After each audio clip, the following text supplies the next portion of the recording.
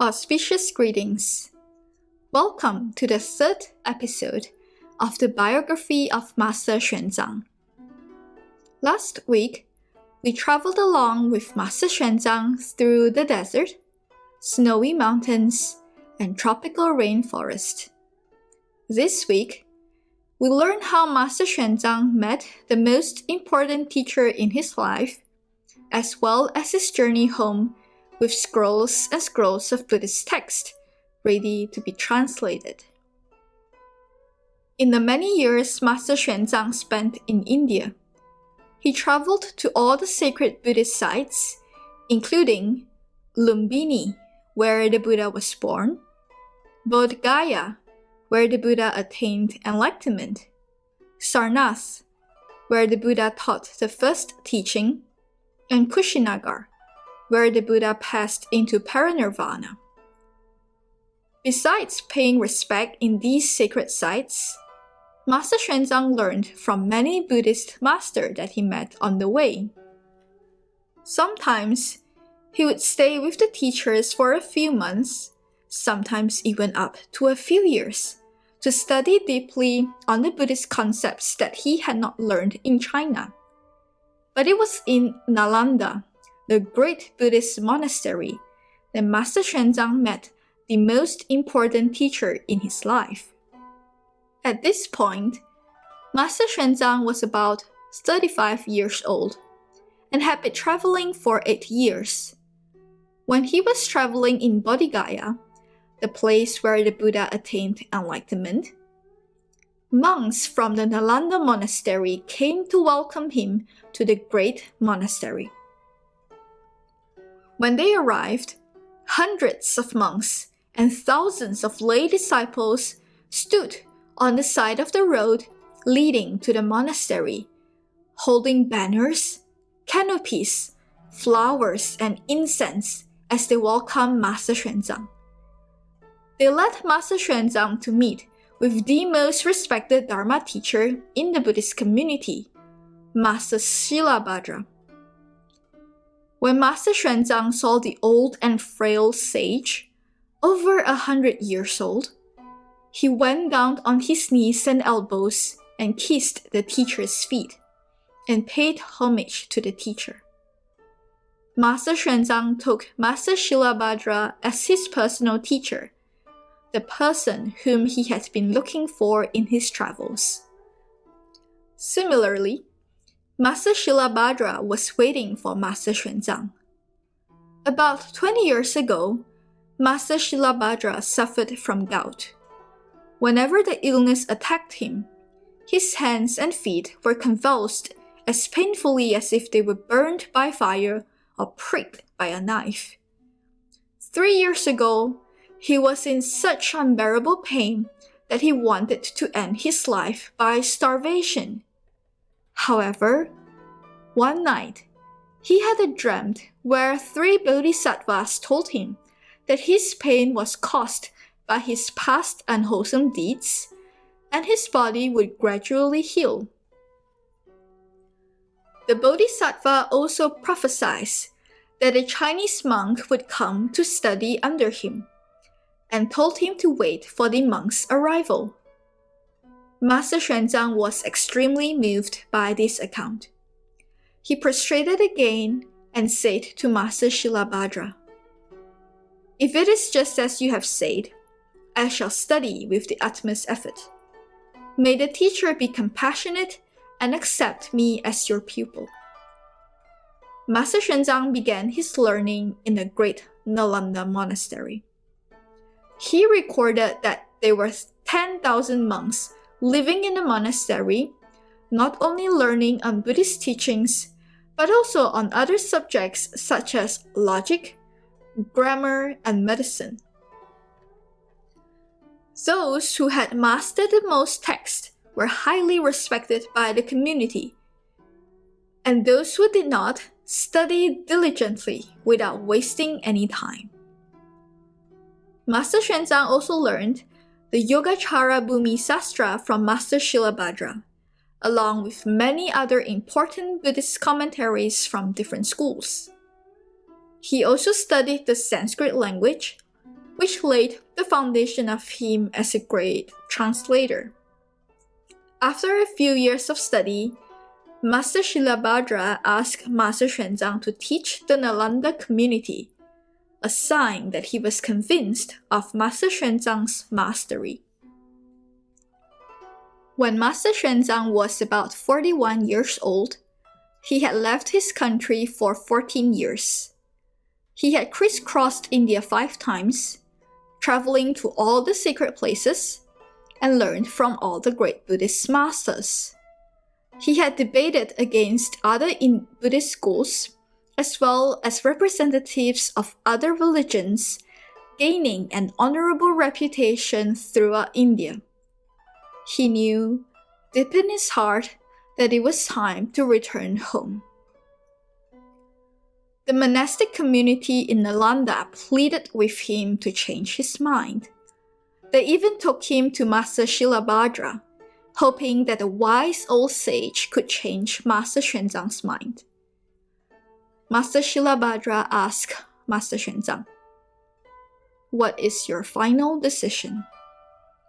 Master Xuanzang answered, "My intention in coming here was to acquire the great Dharma in order to benefit all living beings. Since my arrival at this place, I had the honor to attend your lectures and have my doubts resolved. I have worshipped the holy sites and studied the very profound teachings of various schools. I am glad in my heart that my journey has not been fruitless. I wish to return home to translate into Chinese the text I have learned here, so that those who have the good opportunity may also learn them as I did. In this way, I may repay the kindness of my teachers. This is why I have no leisure to linger here any longer." Master Silabhadra was most pleased. This is the wish of a Bodhisattva, and it is also what I expected of you. Let him pack his luggage. You people need not try to detain him anymore. Master Xuanzang started to arrange his journey home. He had acquired many copies of Buddhist texts, as well as treasured images and relics that he wanted to bring back to China. But before he could leave, his reputation had reached the ears of the kings of India, especially King Harsha. King Harsha was very impressed by Master Xuanzang's extensive understanding of the Dharma. In view that many people in India still stick to their ignorance and delusions, King Harsha wished to convene an assembly in the city of Kanyakubja, inviting all Buddhist monks, Brahmans, and representatives of other faiths so that they may listen to the Buddhist Mahayana teachings from Master Xuanzang. It was a magnificent occasion indeed. A new gold Buddha image was cast in the palace and paraded into the assembly. Showers of flowers were scattered as the procession took place, with musicians beating on drums following behind. 18 kings from all over India, as well as 4,000 monks and 2,000 Brahmans participated, arriving on elephants and carriages, each with their own processions of standards.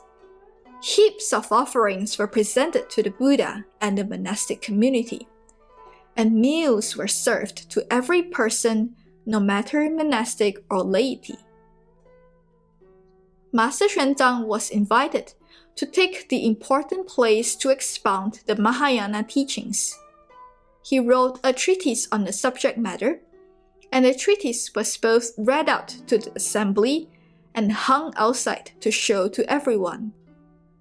The rule is that if one word was found illogical or refutable in a treatise, the writer, which was Master Xuanzang, would cut off his head in apology. From morning till evening, and for 18 days, no one refuted Master Xuanzang. Nobody started a debate. On the very last day, Master Xuanzang again expounded the Dharma and touched many people with his teachings. King Harsha was so moved by Master Xuanzang that he wanted the master to stay in India. But Master Xuanzang again stood his ground. Finally, King Harsha consented and gave the master an elephant as a ride, along with letters to rulers of other countries and money to spend on the road. Perhaps the king knew that they would never meet again, for he cried as he bid Master Xuanzang farewell. In the short span of 4 years, King Harsha died. He was one of the last Buddhist kings in India, and after his demise, Buddhism gradually dwindled and faded away in India. The journey home was as challenging as when Master Xuanzang started his travel, now 16 years ago. He lost some of the precious Buddhist texts along the way, as well as his elephant. Despite traveling with companions, they also met with robbers and had to suffer through the harsh regions all over again. Just as he was worried about reaching India alive, Master Xuanzang was as worried about returning home. 16 years earlier, he had left without official approval from the emperor. Now, he was returning. How would he be received? Would the emperor allow it? The only thing Master Xuanzang could do was to write a letter to the emperor, detailing his intention in journeying west, the results of his travels, and the Buddhist texts and relics that he brought with home, as well as the names and details of his traveling companions.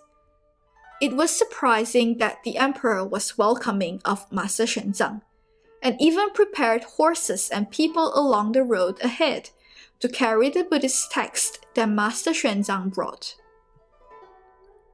When Master Xuanzang finally stepped foot on Chinese soil in Chang'an, the capital city, he was given a hero's welcome. The books, relics, and Buddha images that he brought back were paraded throughout the city. Monastics and laity alike lined on the sides of the road, welcoming the master and gazed upon the foreign objects. Flowers were scattered, incense burned, all to welcome these great Buddhist masters from his long expedition in search of the Buddha Dharma.